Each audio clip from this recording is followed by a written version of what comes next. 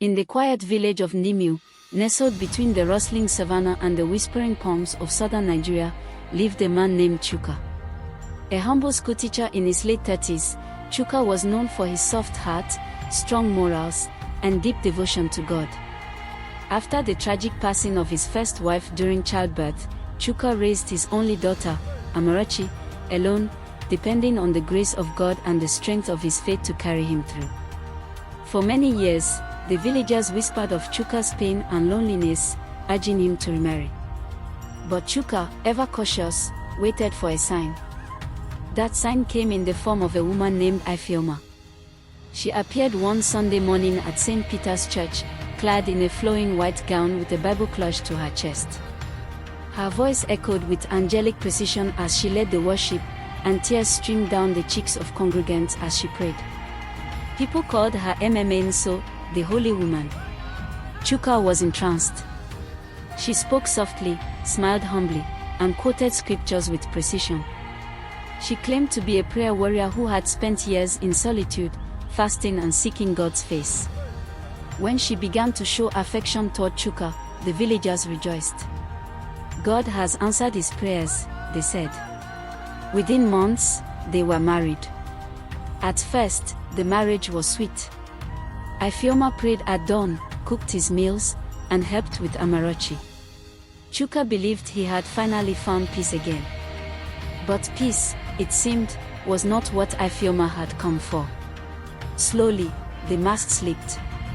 It began with subtle things, complaints that Chuka spent too much time at church meetings, demands for more money than he could afford, refusing to cook or clean unless she was led by the Spirit. When Chuka questioned her, she accused him of lacking spiritual discernment. "You are a carnal man," she spat one evening. "You think you can question a woman anointed by God?" She began locking the bedroom door at night, saying she was in holy consecration. Amarachi, once joyful and open, grew quiet under her sharp eyes and cruel words. Then came the visitors, strange men who came in flashy cars, laughing with Ifeoma behind closed doors while Chuka sat outside, confused and ashamed. When he dared to confront her, she screamed that he was possessed and needed deliverance. The villagers turned a blind eye. "Be patient, Chuka," the elders told him. "You don't question a woman of God." But one day, while cleaning the room Ifeoma had locked for months, Amarachi found a red box under the bed, filled with charms, talismans, and strange powders. The truth struck like lightning. She showed it to her father, and that night, Chuka finally confronted his wife. "You are not of God," he said quietly. "You are unholy." Ifeoma laughed, a laugh that chilled the room. "You think you were special," she sneered. "You were weak. Easy. I needed a home, a name, and you gave it. Now that I have it, what can you do?"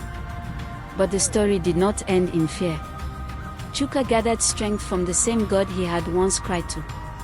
With the evidence in hand, he went to the elders. The church investigated, and the village prophet, an old blind man named Papa Oji, was brought in. He declared Ifeoma a spiritual deceiver who had been using witchcraft to manipulate Chuka and the congregation. She was cast out, her charm box burned at the village square as a warning to others. Chuka, though broken, began to heal. Amarachi flourished again, and the villagers, ashamed of their blindness, rallied around the man they had once abandoned. From that day on, whenever someone acted too holy, the villagers would murmur. Even the devil knows scripture. And they remembered the tale of Ifeoma, the unholy woman in white.